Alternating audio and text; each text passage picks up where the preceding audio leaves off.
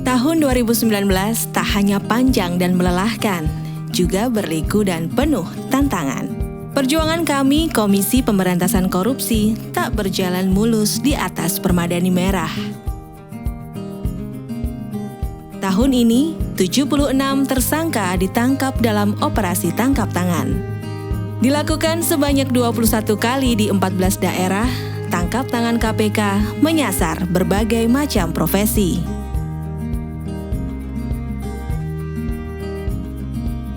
Puluhan miliar uang negara berpindah ke kardus, tas ransel, hingga kantong-kantong kresek. Semua diambil untuk kepentingan pribadi. Bagai membuka kotak Pandora, fakta demi fakta ditemukan dan didalami. Berbagai strategi dilakukan penyidik kami. Tak berhenti pada tersangka yang terlibat, kami mengembangkan kasus agar semua bisa diusut. Sebanyak 70 orang ditetapkan menjadi tersangka. Pengembangan kasus menjadikan mereka tak lagi bisa lepas kata. Buktilah yang menyeret mereka.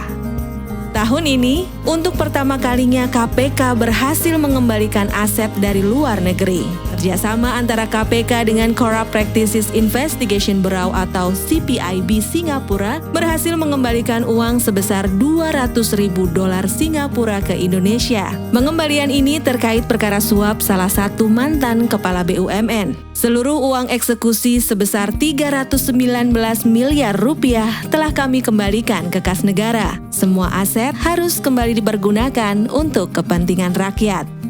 Pengaduan masyarakat ibarat menyusun sebuah puzzle.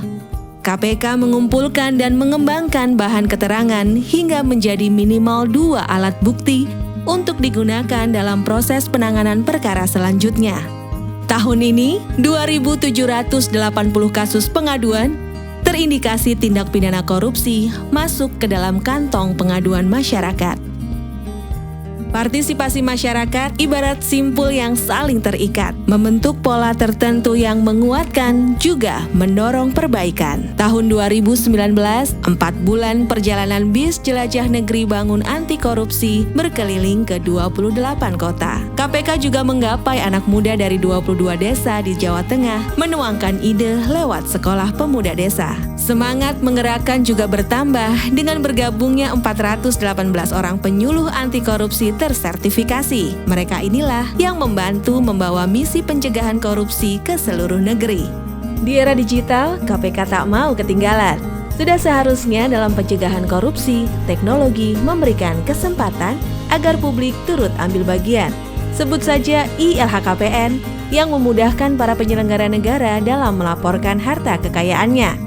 Goal atau gratifikasi online juga memudahkan publik dalam melaporkan gratifikasi melalui aplikasi online. Lalu Jaga, aplikasi yang dapat dimanfaatkan publik dalam pengawasan penyelenggaraan negara yang bersih dari korupsi. Tak lupa dalam hal penanganan kasus korupsi antar lembaga penegak hukum, KPK mengembangkan aplikasi ISPDP, surat perintah dimulainya penyidikan berbasis elektronik untuk memudahkan koordinasi dan supervisi. Selain itu, masyarakat juga dimudahkan dalam hal pelaporan tentang layanan informasi publik melalui jari mereka di call center 198. Semua aplikasi yang KPK sajikan bertujuan meningkatkan partisipasi bahwa KPK tak bisa bekerja sendiri karena semua elemen bangsa perlu berkolaborasi cegah korupsi.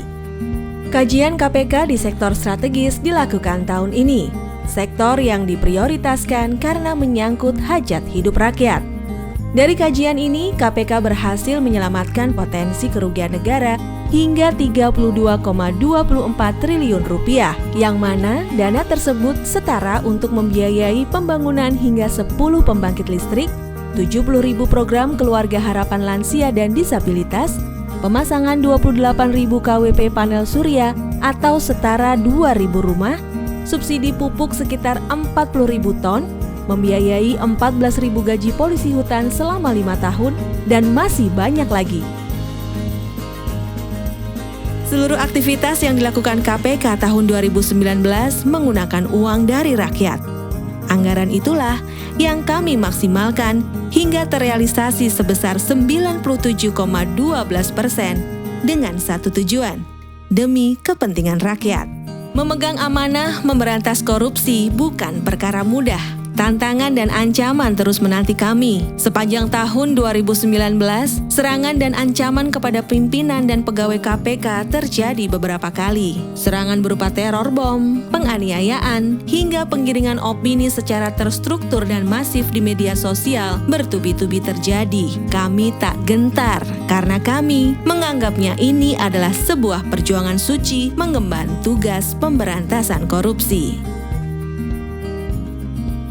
KPK tak perlu menang sendiri.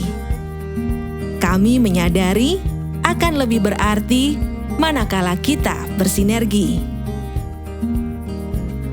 Kami serukan untuk rangkai simfoni dalam sebuah kerja besar orkestrasi pemberantasan korupsi agar negeri ini sejahtera dan hidup berdikari. Salam anti korupsi.